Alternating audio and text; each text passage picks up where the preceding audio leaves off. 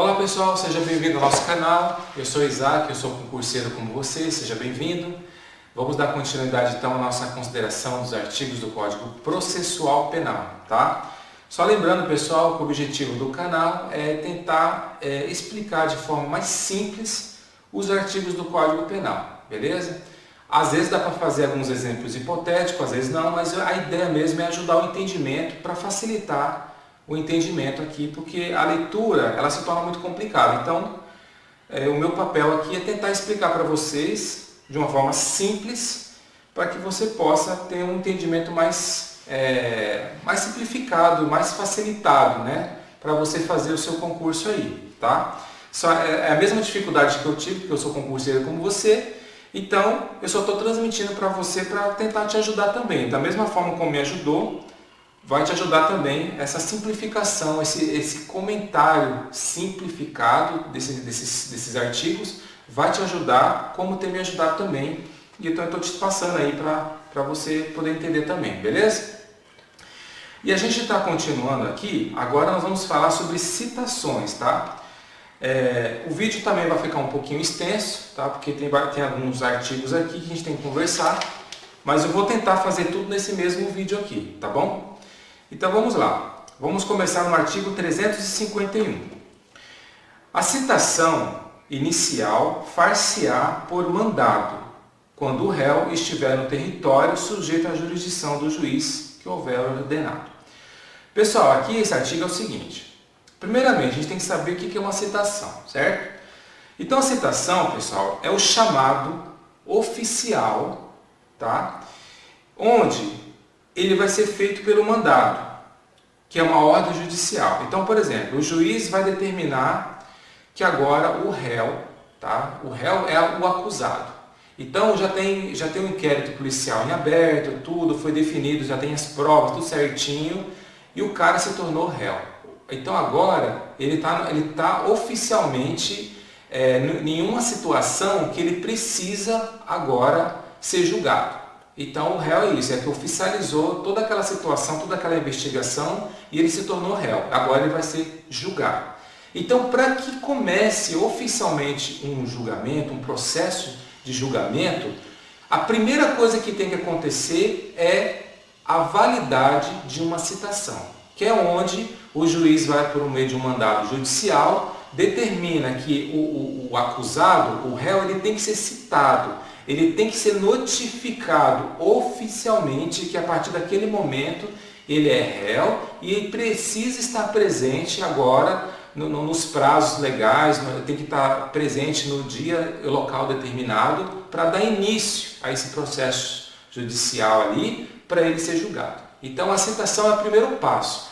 Não tem como iniciar, pessoal, um processo se o cara não foi, ou a pessoa não foi citada oficialmente. Se ela não foi citada oficialmente e corretamente, do jeito que manda a lei, todo um processo pode ser anulado. Então, esse primeiro passo é muito importante. A pessoa ela tem que ser informada, né, de forma a dizer, ela tem que ser avisada oficialmente sobre a situação.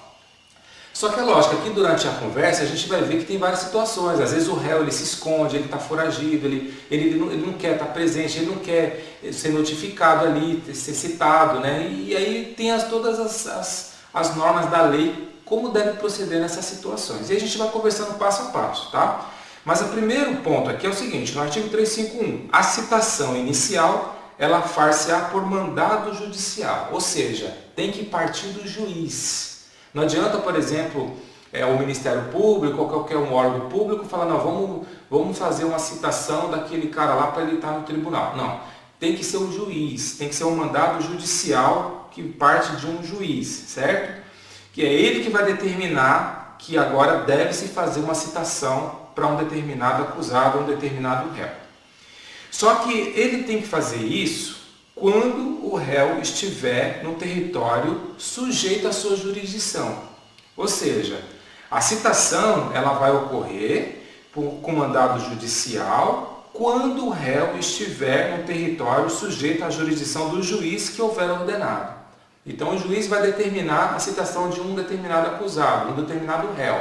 Esse réu ele tem que estar morando, né, residindo ali na jurisdição daquele juiz. Mas se tiver o réu em outro lugar? Então a gente vai conversar mais para frente, que também tem outra forma de resolver isso. Mas por enquanto aqui, vamos imaginar que o réu está ali residindo na jurisdição do juiz que está processando ali a situação, que vai julgar a situação, que vai julgar aquele processo. Então está na mesma jurisdição, beleza? Então é isso daí.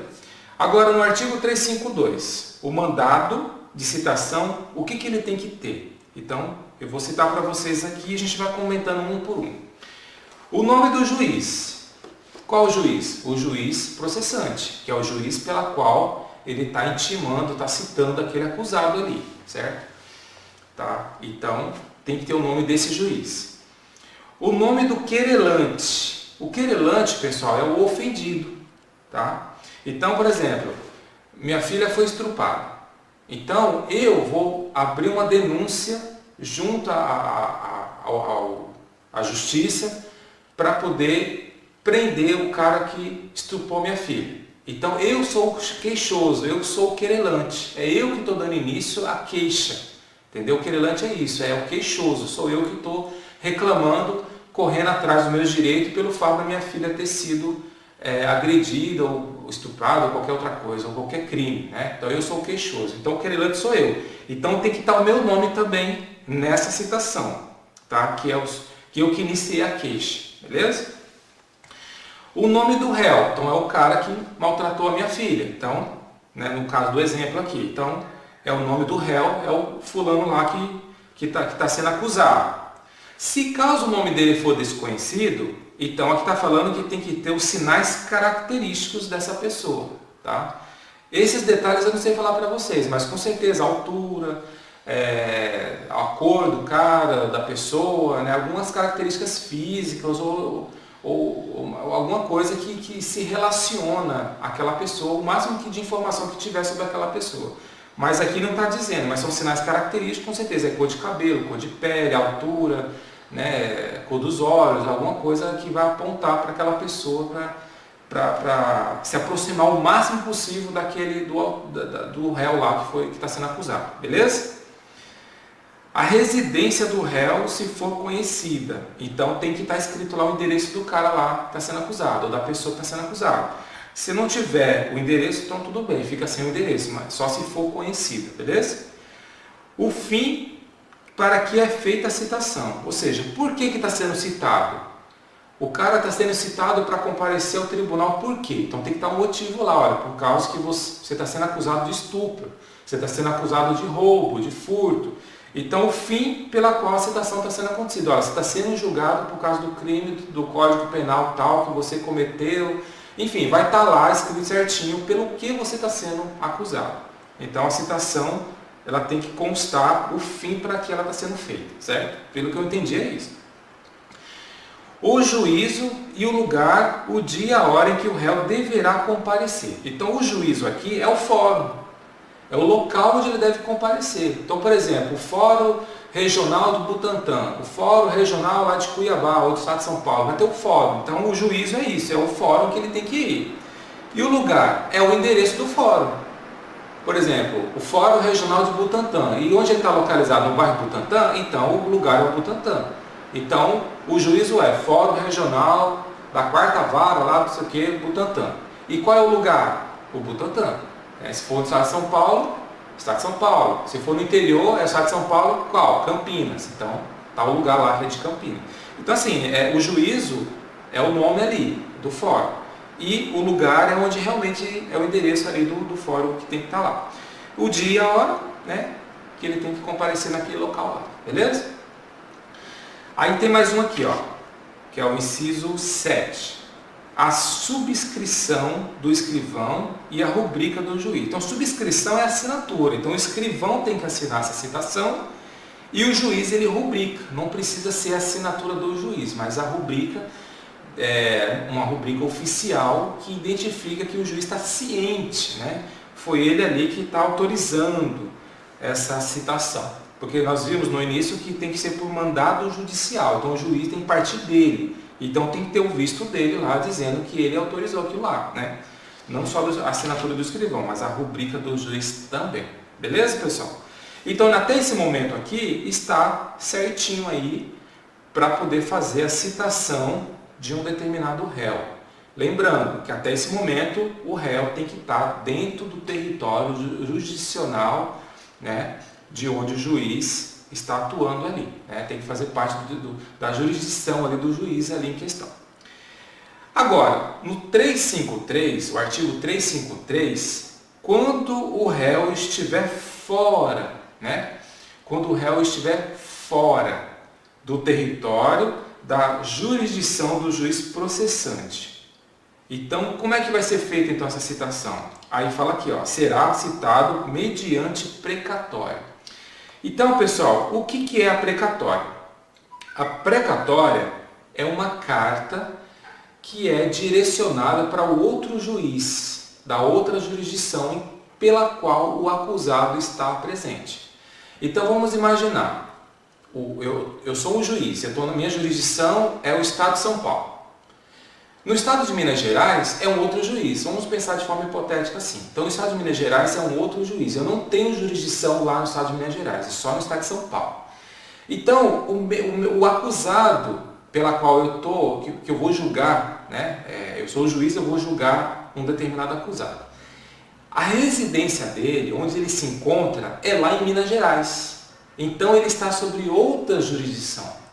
E como é que eu vou poder citar aquele acusado? Eu preciso da carta precatória, que é essa carta, que é um documento oficial, que eu vou encaminhar ela para o outro juiz, e esse juiz de lá que vai dar seguimento à citação do acusado para que esse acusado venha até aqui em São Paulo para ele ser julgado. Mas eu preciso da ajuda do outro juiz. E a carta precatória é isso. É o documento de comunicação de um juiz para o outro. Tá? Então, pelo que eu entendi, é isso. E o que tem que ter nessa carta precatória? Aqui no artigo 354 deixa bem claro. Inciso 1. O juiz deprecado e o juiz deprecante. Então vai ter que constar o nome do juiz daqui de São Paulo e o juiz lá de Minas Gerais. Então o juiz de São Paulo, no exemplo que foi dado, é o juiz deprecante. E o juiz lá do Estado de Minas Gerais, que está recebendo a precatória, é o juiz deprecado. Beleza? A sede da jurisdição de um e do outro. Então, ou seja, o fórum daqui de São Paulo vai ter que estar lá, né?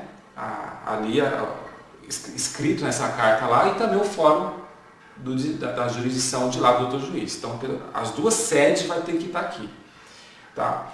Eu não sei se nessa sede, pessoal, é o número que identifica, ou se é o nome, eu não sei certinho isso daí, mas tem que estar citado as duas sedes lá nesse documento, que é essa carta precatória.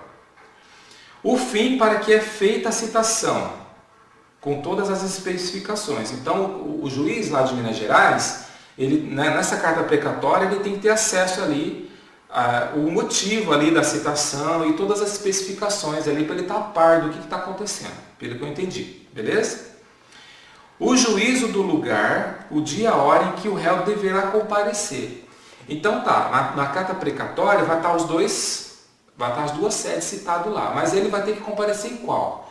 No Fórum de Minas Gerais ou no Fórum de São Paulo? Então vai ter que estar informando na carta precatória o lugar, o juízo, né? Ou seja, vamos citar o exemplo da vara, que é o Fórum lá do Butantã, regional do Butantã, local Butantã. E eu estou mandando lá na carta precatória para o juiz de Minas Gerais. Então o juiz de Minas Gerais, na hora que ele receber essa carta precatória, vai ter que estar constando ali qual é o juízo que o réu tem que comparecer, que é o Fórum Regional do Butantã. Então, ele tem que estar no Butantã. Então, aqui no inciso 4, está dizendo isso, que o lugar e o juízo que o réu tem que comparecer e o horário certinho e o dia. Beleza? Beleza, pessoal. Então, até esse momento aqui, a gente já falou quando o réu está presente no território jurisdicional e quando ele está fora do território jurisdicional do juiz em questão. Então aqui estão as duas situações, como que deve proceder. Então, resumindo, se tiver na mesma jurisdição do juiz, citação direta. Se caso for fora da jurisdição, é uma citação por meio de uma carta precatória.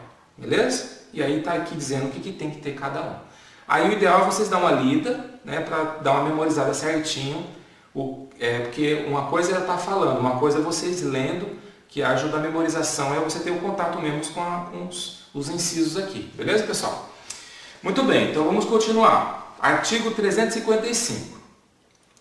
A precatória será devolvida ao juiz deprecante independentemente do traslado, depois de lançado o cúmplice e de feita a citação por mandado do juiz deprecado. Então vamos explicar mais simplificadamente falando.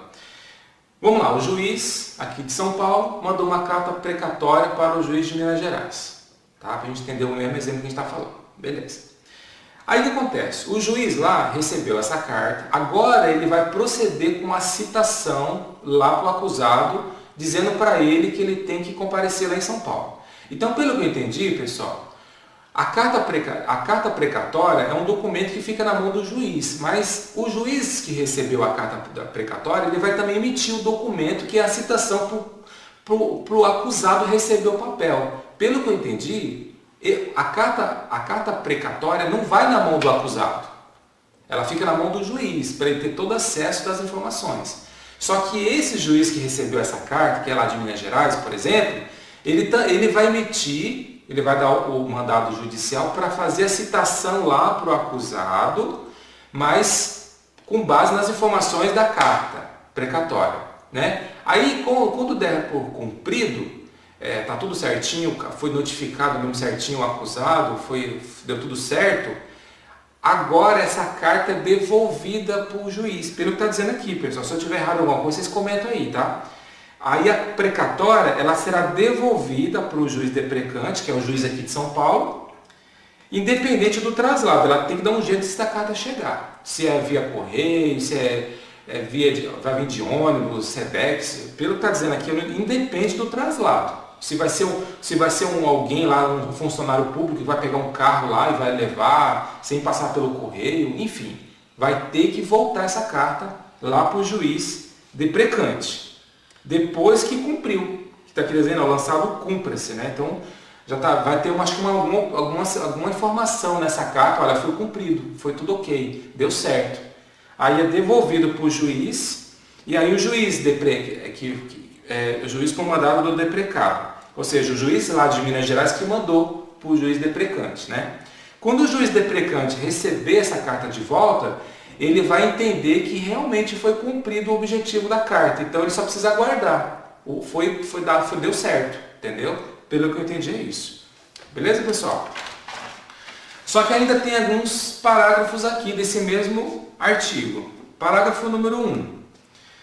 Verificado que o réu se encontra em território sujeito à jurisdição do outro juiz, a este remeterá ao juiz deprecado os autos para efetivação da diligência, desde que haja tempo para fazer a citação. Então, beleza. Então, vamos voltar ao caso lá do juiz de São Paulo e o juiz de Minas Gerais. Então, o juiz de São Paulo está sabendo que o cara está lá em Minas Gerais. Então ele vai lá, faz a carta precatória, manda para o juiz de lá. O juiz de lá, de Minas Gerais, que é o deprecado, ele vai efetivar a diligência, ou seja, ele vai emitir os documentos tudo certinho para notificar, citar o acusado lá, desde que haja tempo para fazer a citação. Lembra que eu falei para vocês? Então, a carta precatória não vai na mão do acusado, vai a citação. Só que quem tem que fazer essa citação é o juiz deprecado. Porque ele recebeu, é como se passasse a batata quente na mão dele, agora ele tem todas as informações e ele vai emitir o mandado para fazer a citação lá em Minas Gerais para o acusado, certo? Aí, dando tudo certinho, ele devolve para o juiz aqui. Só que ele só vai fazer isso se, está vendo bem claro aqui, ó, se haver tempo para fazer a citação. Então, verificou que o réu se encontra lá mesmo, o juiz lá de Minas Gerais, olha, o réu está aí, tá, beleza. Então, ele vai dar seguimento, né, dessa diligência, desde que haja tempo para fazer a citação. O inciso 2, o parágrafo 2, quer dizer, certificado pelo oficial de justiça que o réu se oculta para não ser citado, a precatória será imediatamente devolvida para o fim previsto no artigo 362. O 362, pessoal, a gente vai comentar mais para baixo, tá? Então não vamos comentar o 362 agora, mas tem que levar em consideração o artigo 362, beleza? Então a gente já vai chegar no 362, que a gente está agora no 355. Então aqui, ó, se caso o réu, lá em Minas Gerais, ele não conseguiu oficializar, o juiz não conseguiu descobrir onde ele mora, está se ocultando, está se escondendo e não está conseguindo achar. Então o juiz lá de Minas Gerais vai devolver a carta precatória para o juiz deprecante de São Paulo, né? Vai falar, olha, não foi encontrado o preso, ou o preso não, o acusado, não foi encontrado. Então a carta é devolvida e vai ter que aplicar o que está no artigo 362, que a gente vai comentar mais para frente, para a gente não antecipar aqui e dar confusão, tá? Então só isso, só lembra disso, que vai ter que aplicar o artigo 362 se a pessoa lá, ela está se ocultando, né? Ela não tá conseguindo localizar o endereço, não está conseguindo realmente oficializar a citação lá. Então, se caso o juiz lá de Minas Gerais não conseguiu localizar o réu, então, porque ele está se ocultando, ele não tá querendo ser citado, então é devolvido, o juiz passa a batata quente de volta para o juiz de São Paulo. E aí vai ter que seguir os procedimentos do 362. Beleza? Depois a gente vai chegar lá para comentar isso. Beleza, pessoal? Então, vocês devem estar se perguntando assim, tá, mas no parágrafo primeiro ficou uma dúvida. E se não dá tempo para o juiz lá de Minas Gerais fazer a citação, o que vai fazer? Pessoal, pelo que eu entendi é o seguinte, o juiz daqui de São Paulo vai mandar lá para o juiz de Minas Gerais. O juiz lá de Minas Gerais, ele só vai dar procedimento se tiver tudo dentro do que for cabível para ele. O tempo, o prazo, se ele não tiver muito serviço lá, não estiver muito ocupado, ele vai ter que aceitar essa carta, ele tem que aceitar. Se ele não aceitar, ele vai devolver, entendeu? Aí se ele devolver, o juiz daqui vai ver o que vai fazer, que a gente vai ver mais para frente. Mas assim, até o momento o juiz tem que aceitar. Aí segue tudo que a gente já comentou até agora. Que ele vai citar lá, bonitinho, mandar o cara ir lá para São Paulo, bonitinho e tal. Agora, se ele não encontrou o cara, ou se ele não teve tempo para fazer isso, ele devolve a carta. Fala, olha, eu não posso. Aí ou vai tentar mandar para outro juiz, ou vai seguir os procedimentos do 362, enfim. Mas o juiz, a obrigação do juiz lá de Minas Gerais é aceitar ou recusar. Se ele aceitar, ele procede. Se ele recusar, devolve a precatória e o juiz daqui vai ter que tomar outras medidas. Beleza?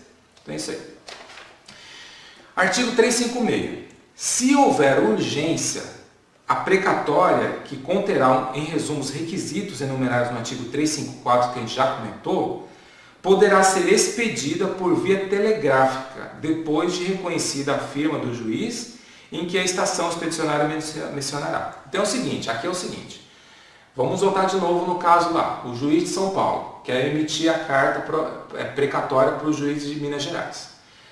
Para o juiz daqui fazer isso, ele segue os meios tradicionais, que é correio, vai mandar a carta pelo correio para chegar lá, às vezes 2, 3 dias vai chegar a carta lá, beleza? Mas se tiver urgência, o que diz o artigo? Ele vai ter que usar os meios telegráficos. Mas vocês concordam comigo que essas vias telegráficas é um pouco obsoleta? Porque o telégrafo, pessoal, foi inventado no século XIX. Quando entrou no século XX, que é depois, no ano de 1912, 1914, na Primeira Guerra Mundial, usava-se o telégrafo, que é aquele equipamento que você fica batendo assim com o dedo e emite um sinal, né? Uma onda eletromagnética lá, um sinal de rádio, eu não lembro o que é. Enfim, manda um código, né? Manda um código e aí tem um outro lugar recebe aquele código e é interpretado, né? Isso daí é obsoleto, gente. Isso daí, esse texto aqui já era para ter sido modificado. Mas quais são os meios hoje, né? Que seria tipo uma forma mais rápida para um juiz daqui de São Paulo mandar esse documento lá para Minas Gerais? Seria um telex ou um fax, né? Emitir um documento que ele vai, de forma eletrônica, o documento vai chegar lá. Como? O fax ele passa ali o papel, faz a leitura com um escaneamento, né? E depois a informação chega lá e aí, o fax de lá imprime. O papel que está aqui é impresso lá. Né? As informações idênticas aqui saem lá. E esse papel tem que estar tudo assinado direitinho, reconhecido firma, tudo certinho ali da sede onde foi emitido esse documento. Então, hoje em dia é o fax. Eu acho que até o fato já está um pouco obsoleto, né? Nas empresas utiliza-se o e-mail com um anexo de um arquivo protegido, um PDF. Talvez hoje já se usa, já se utiliza disso. Então eu acho que já as sedes, os fóruns já devem estar fazendo uso dessas tecnologias, mas eu não sei falar para vocês porque eu não trabalho lá. Mas esse parágrafo aqui, ó, essa linha aqui que está dizendo a via telegráfica, já está obsoleto, gente. Mas assim, de qualquer forma, o artigo ele continua de pé porque está dando a entender que é usar um meio mais rápido de comunicação. Tá? Então, basicamente é isso, beleza? Muito bem. Artigo 357. São requisitos da citação por mandado. Aí nós temos duas condições aqui, ó, requisitos, é como se fosse uma condição. Então, inciso 1.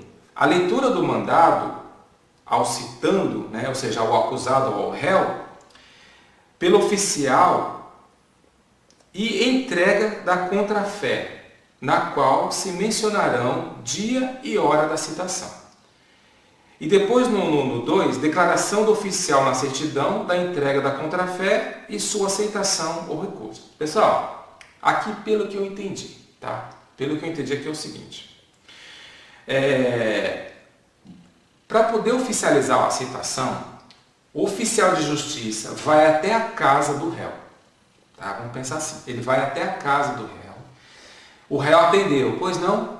Aí o oficial de justiça, bom dia, eu represento aqui a Justiça do Estado de São Paulo e eu gostaria de ler para você. Olha, você está sendo citado oficialmente, conforme a lei tal, número tal, não sei o quê, de que você está sendo acusado, não sei o quê, e você deverá comparecer no dia tal hora, no fórum tal, conforme o juiz, número tal. Basicamente seria isso. Ele vai fazer uma leitura para o cara ouvir. E ele vai ter uma contrafé. O que é a contrafé? Pelo que eu entendo, é um documento igualzinho à citação. É uma cópia idêntica. E também vai ter um outro documento ali, como se fosse um recibo de recebimento dessa. Ou é na mesma contrafé ali, vai ter alguma parte lá que vai dar, que o réu, ele vai dar ciência de que ele recebeu, né? Ele está ciente de que ele recebeu aquela citação e ele vai aceitar ou recusar.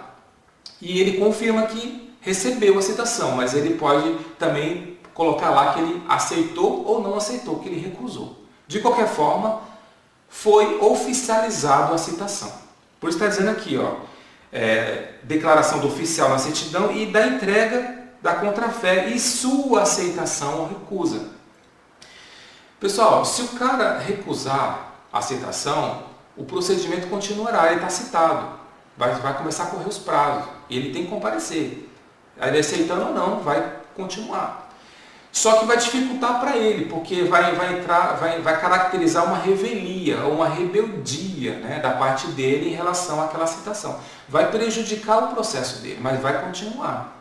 Agora, se ele aceitar de boa, beleza. Aí ele vai ter os prazos, vai ter que definir um advogado de defesa, e ele vai ter os prazos certinho para dar seguimento ao processo e ele vai começar o julgamento dele e tudo mais. Tá? Mas aqui nesse artigo, só deixando bem claro, que tem esses dois requisitos. Ele tem que ser feito a leitura para o réu e tem que ser entregue essa contrafé e ele tem que também confirmar lá que ele recebeu e aceitar ou recusar. Basicamente é isso. Beleza?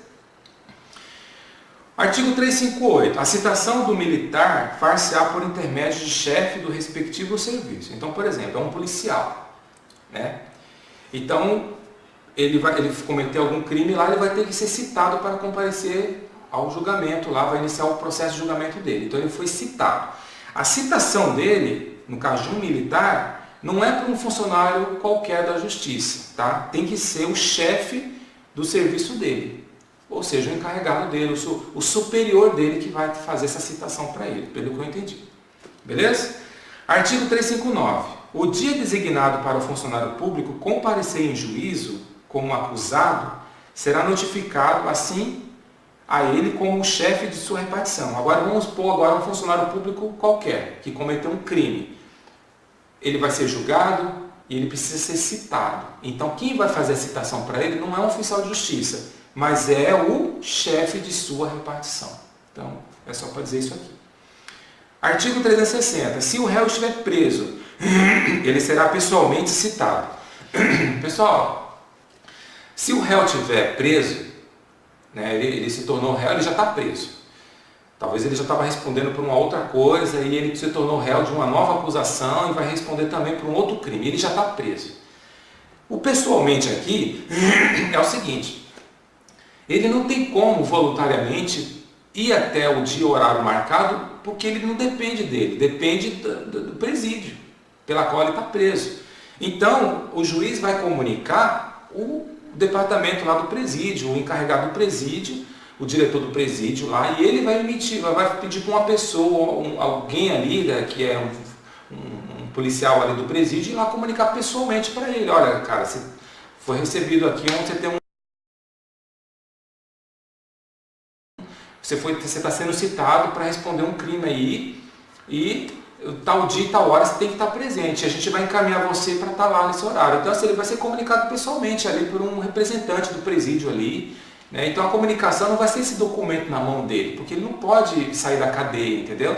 Então, ele vai ser comunicado ali verbalmente, pessoalmente. Ali vai um agente da penitenciária, ali um representante dessa penitenciária ali, que vai falar para ele com base no que o diretor da penitenciária passou para ele ali. Mas a documentação oficial vai estar na mão do representante do presídio, do chefe do presídio, do diretor do presídio. Essa documentação do juiz vai estar lá. Agora, o acusado ali que está preso, ele não vai receber nada, ele só vai ser comunicado pessoalmente. Pelo que eu entendi, é isso. Se caso eu estiver errado, pessoal, vocês comentam aí no vídeo aí, mas pelo que eu entendi, é isso daí. Porque ele não tem como receber nada, porque ele está preso ali, não adianta nada, né? Então só comunica para ele e o presídio vai encaminhar ele, que ele já está preso, né? Vai algemar ele e tudo, vai encaminhar ele no carro da polícia, o camburão, sei lá, e vai levar ele até o local que ele tem que estar presente. Então quem vai fazer os trâmites de transporte e de levar ele, comunicar ele, vai ser o pessoal do presídio ali, da penitenciária, beleza?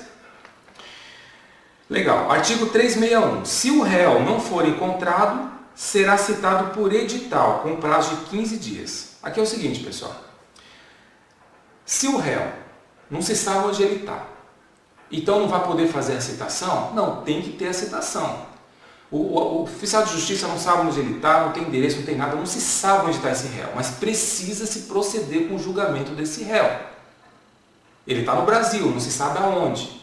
Então vai ficar sem fazer? Não, vai fazer. Como? Por edital. O juiz vai dar a ordem, um mandado judicial, de que a citação será por meio de um edital. O edital, pessoal, é um documento que vai ser usado à imprensa para divulgação.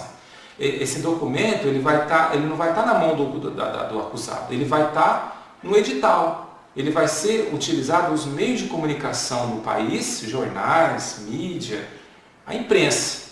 E aí ele tem 15 dias para ter acesso a essa informação. Depois disso é considerado citado, entendeu? Basicamente é isso. Então não tem como escapar. Ah, o cara fugiu, não quer aparecer, está escondido debaixo da cama lá, porque não quer receber o oficial da justiça, para ele oficialmente não ser citado. Ele vai ser citado de um jeito ou de outro, porque o juiz vai decretar a citação pelo edital, ele tem que agora assistir televisão, ir no jornal e se virar para poder saber a informação. Se ele não se preocupar de nada, passou os 15 dias, dá-se entendido que o réu foi citado e o processo continua. Beleza? Artigo 362. Verificando que o réu se oculta para não ser citado, o oficial de justiça certificará a ocorrência e procederá à citação com hora certa, na forma estabelecida nos artigos 227 a 229 da Lei 5.869 de 73, do Código de Processo Civil. Então vamos lá. Foi comprovado que o réu está se ocultando para não ser citado. Então o oficial de justiça, certificando dessa ocorrência, ele vai proceder à citação com hora certa, na forma estabelecida do artigo tal. Aqui é o seguinte, pessoal, os artigos 227 a 229 vai definir uns prazos lá. Então, pelo que eu entendi aqui é o seguinte, o juiz chegou na casa do réu, né, tem o endereço dele, ele chegou na casa do réu, o réu não está lá. Toda vez que o réu, o oficial da justiça chega lá na casa do réu, ele nunca está lá, ele sempre vai no mercado, dá um jeito de sair para não encontrar com o oficial da justiça. Porque por lei o oficial tem que ir lá e falar para ele, olha, você está sendo citado, tal, que eu já falei para vocês. Mas aí o cara está sempre fugindo ali, mas ele mora ali.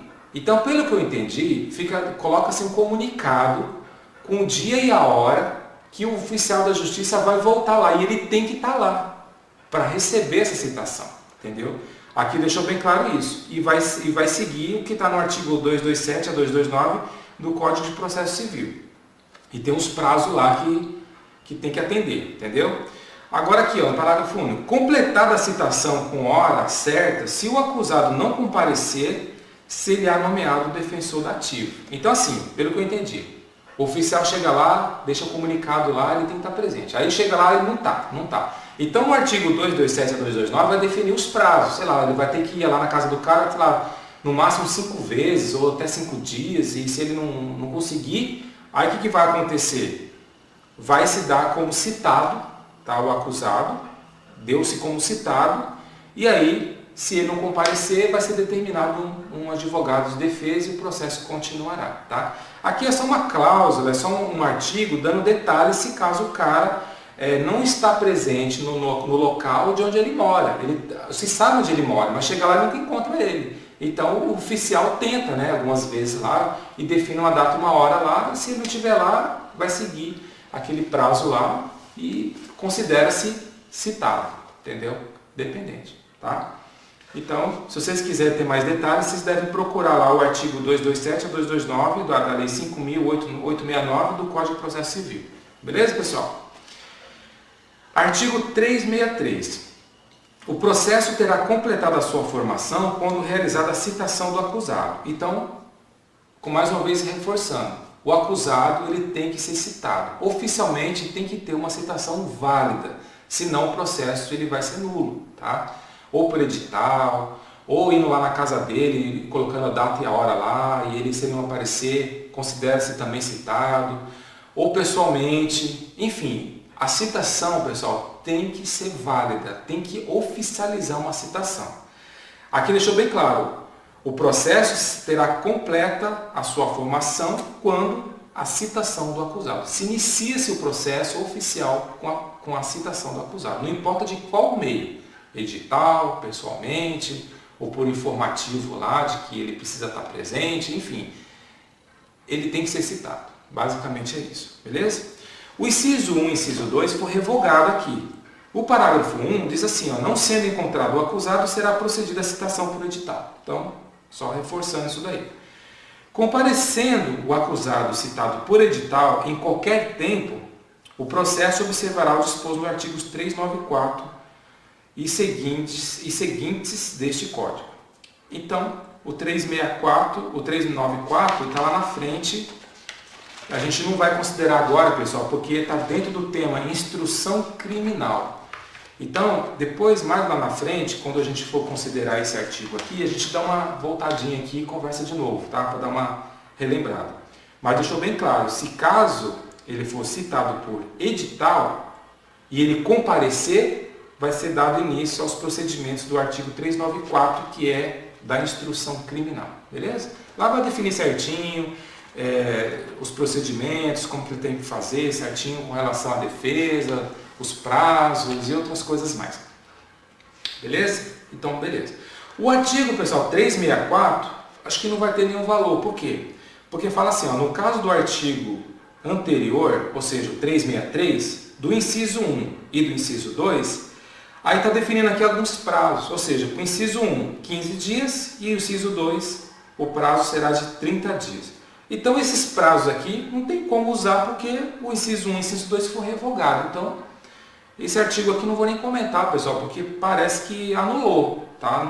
Se o inciso 1 e o inciso 2 está revogado, não tem por que eu definir um prazo de uma coisa que é revogada. Tá? Então, não vou nem comentar. Depois vocês dão uma consultada aí, mas acho que não vai ser utilizado pelo fato que até o momento que eu peguei essa informação foi em abril. Tá? Agora, é abril agora de 2017. Então, provavelmente continua revogado lá. Depois vocês dão uma olhadinha lá, mas o artigo 364 ficou nulo por causa disso, porque o inciso 1 e o inciso 2 está revogado, beleza? O artigo 365. O edital, pessoal, o edital de citação indicará. Aí diz assim, ó, nome do juiz que a determinar, inciso 2, o nome do réu e, se não for conhecido, os seus sinais característicos, bem como sua residência e profissão, se constarem no processo. O 3, o fim para que é feita a citação. 4, o juízo e o dia, a hora e o lugar em que o réu deverá comparecer. E o 5, o prazo que será contado do dia da publicação do edital da imprensa, se houver, ou da sua fixação. Então aqui, pessoal, só deixando bem claro que no edital de citação vai ter que ter essas informações aqui, que é o nome do juiz, o nome do réu, o fim, né, para que é feita essa citação, o juízo, né, que é o lugar ali, o nome do fórum, tudo, né, o lugar, e que deverá ser usado a imprensa, se caso tiver, ou a sua fixação. A sua fixação aonde? Parágrafo único. O edital será fixado à porta do edifício onde funcionar o juízo e será publicado pela imprensa, onde houver, devendo a fixação ser certificada pelo oficial de que tiver feita a publicação, provada por exemplar do jornal ou certidão do escrivão, da qual consta a página do jornal com a data da publicação. Esse parágrafo aqui, pessoal, em outras palavras, está dando a entender o seguinte: o juiz determinou que a citação vai ser feita por edital, certo? Beleza. Então, o escrivão vai ter que se certificar de que realmente isso aconteceu e tem que provar isso por meio, né, da página do jornal e da data da publicação. Ele vai ter que ter isso com ele, esses comprovantes de que realmente foi publicado na imprensa. Então ele vai ter que ter esses comprovantes de que houve realmente a citação por edital. Porque o acusado pode falar, não, mas eu não estava sabendo. Quem garante se realmente você fez a citação por edital? Como você prova? Então você tem lá na certidão, a documentação certinha, tá, a página do dia e a hora onde foi publicado, o nome do jornal, qual o jornal, da Gazeta de São Paulo, do Jornal de São Paulo. Enfim, vai estar tudo certinho lá, a página certinho ali, tudo mostrando que realmente houve a citação por edital. É só mesmo para comprovar que teve a citação, para não haver ambiguidade, não haver dúvida, né? Para não ter problema de anular o processo por causa dessa dúvida aí. Então tem que ter certeza e tem que estar tudo documentado que foi realmente citado por edital. Basicamente é isso, tá, pessoal? Artigo 366. Se o acusado citado por edital não comparecer, nem constituir advogado, ficarão suspenso o processo e o curso do prazo prescricional. Pessoal, o prazo prescricional são os prazos definidos para cumprir as suas etapas do processo, tá? Podendo o juiz determinar a produção antecipada das provas consideradas urgentes, se for o caso, decretar a prisão preventiva de acordo com o disposto no artigo 312. Então é o seguinte, o acusado, ele foi citado por edital. Agora deu o prazo certinho, passou os 15 dias, ele deveria comparecer lá ao fórum, que ele foi designado. E aí ele não compareceu e nem correu atrás de advogados de defesa. Como é que vai fazer? Vai ficar suspenso o processo, ou seja, no stand-by, e também o curso do prazo prescricional, ou seja, os prazos ficarão meio parados ali, não vai poder ficar contando nada, até a prisão do cara. Então, ou seja, o juiz vai determinar a prisão dele, se for o caso, né, para poder garantir, e vai ser coletada todas as provas urgentes ali, vai decretar a prisão dele preventiva para depois os prazos voltarem a ser cumpridos e também o processo voltar e ficar em andamento. Mas vai ter que ser tomada essa medida de prisão preventiva para poder garantir que o processo ele seja dado continuidade, né?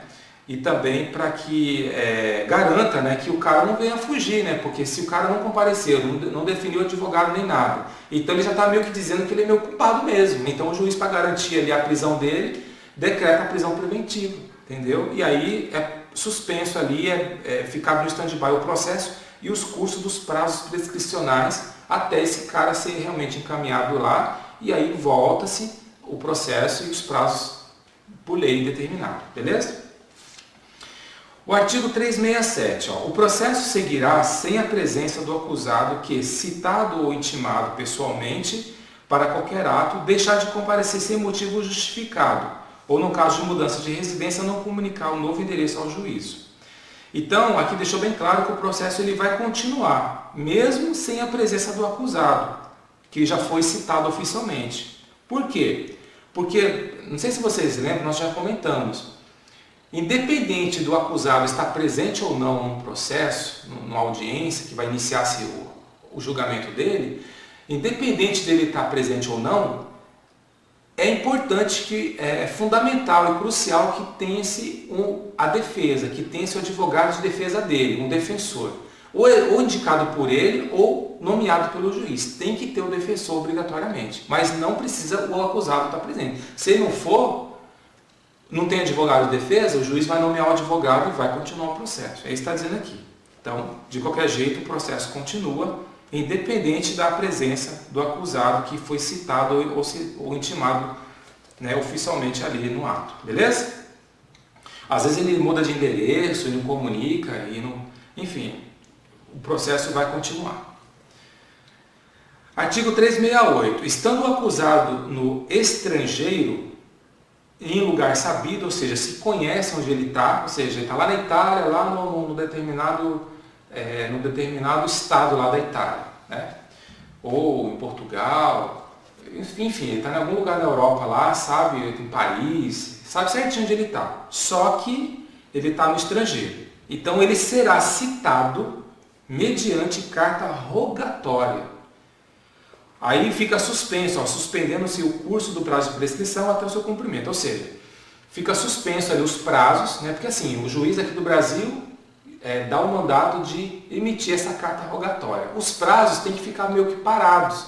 Não pode dar seguimento aos prazos para ele achar defesa e tudo mais, porque a carta ainda não chegou lá, essa carta rogatória. Ela vai chegar lá no juiz lá daquele país lá, vai ter todos os trâmites lá no estrangeiro certinho, para chegar até o acusado. Aí dá-se como cumprido, né? Então, a partir daí, volta a contar os prazos. Então, até esse momento acontecer, fica suspenso os prazos de prescrição. Até essa carta ela atingir o seu cumprimento ou sua missão, que é notificar lá oficialmente o acusado que está em outro país. Beleza, pessoal? E para finalizar, o artigo 369. As citações que houverem de ser feitas em alegações estrangeiras serão efetuadas mediante carta rogatória. Então, é só confirmando aí que tem que ser por carta rogatória para se tratar de acusados ou réu que está morando no estrangeiro. Beleza? Pessoal, eu sei que esse vídeo ficou muito grande, mas não tinha como eu cortar ele no meio, por quê? Porque eu iria perder a linha de raciocínio, entendeu? O ideal seria fazer em 2 vídeos de 20 minutos, mais ou menos, mas infelizmente eu ia perder a linha de raciocínio e ia me atrapalhar na hora de explicar para vocês o que eu entendi. Então eu fiz assim, tudo de uma vez só, tá? E agora no próximo vídeo a gente vai falar sobre das intimações, tá bom? E aí também ele é mais curto, tá? Não vai demorar tanto. E depois a gente vai entrar no tema da instrução criminal. A instrução criminal, aí sim, pessoal, não vai ter jeito, vai ter que fazer em 2 ou em 3 vídeos, tá? Aí eu vou me programar certinho aqui para não me perder também, mas não tem jeito, porque vai dar vídeo mais de 1 hora, não vai ter como fazer, fica muito cansativo para mim também falar aqui. Bom, mas a gente encerrou. Pessoal, só reprisando. Eu sou concurseiro como você, eu estou explicando para vocês tudo que eu entendi. Se tiver alguma informação a mais que vocês pegou aí, vocês sabem, quiser divulgar aí no canal, seria bom para a gente todo mundo entender. Se você é advogado ou professor que tem mais conhecimento, também quiser comentar ou fazer uma ressalva de alguma coisa que eu falei que não ficou legal, também fica à vontade aí na descrição do vídeo. Mas enfim, eu tentei passar para vocês tudo que eu consegui entender para ajudar vocês a entender aí sobre esse tema das citações, tá bom? Tem me ajudado muito também, porque quando eu explico para vocês, isso reforça a minha memorização, então eu ganho também. Então todo mundo ganha, então participa aí, deixa seu comentário. Muitos youtubers já mandaram mensagens para mim, corrigindo alguma coisinha, foi muito legal, eu aprendi também. E a ideia é essa aí, pessoal, eu aprendo com vocês, vocês aprendem comigo, e todo mundo aprende com todo mundo, e a ideia mesmo é a gente ter um entendimento certinho dos artigos. E essa iniciativa é para isso mesmo, para a gente ajudar todo mundo aí a ter um entendimento certinho, para a gente ser bem sucedido nos concursos públicos aí, beleza? Então um abraço para vocês aí, eu espero vocês no próximo vídeo. Se você gostou, deixa seu joinha, se inscreva para você ser notificado de novos vídeos, tá ok? E o próximo vídeo nós vamos falar das intimações no capítulo 2 do Código Processual Penal. Abraço para vocês aí, bons estudos e até o próximo vídeo.